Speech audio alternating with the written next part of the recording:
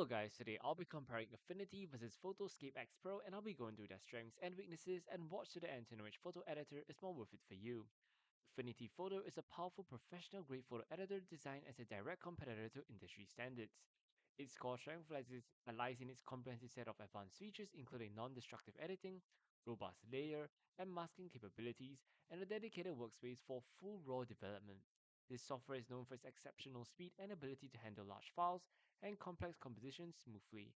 The key selling point for many users is its one-time purchase model, which provides all features for a single fee, making it an excellent long-term investment for professionals and serious hobbyists who want to avoid recurring subscription costs.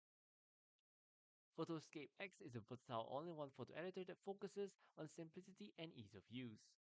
It is ideal for professionals, sorry about that. It is ideal for users who need a fast and convenient for everyday edits, batch processing, and creative projects.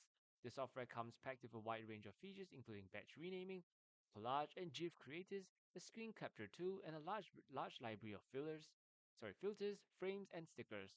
While it supports basic layer functionality, its strength lies in its quick, intuitive workflows. It offers a free version with a robust set of features and affordable one-time purchase for the Pro version. The choice between the two applications depends entirely on your skill level and needs.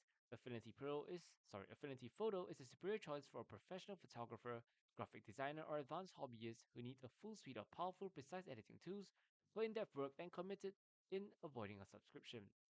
Photoscape X is the better option for a casual user, a content creator, or a beginner who needs a fast, easy to use, and affordable tool for quick edits, basic retouching, creative projects without a steep learning curve. I hope this video helps and thank you for watching.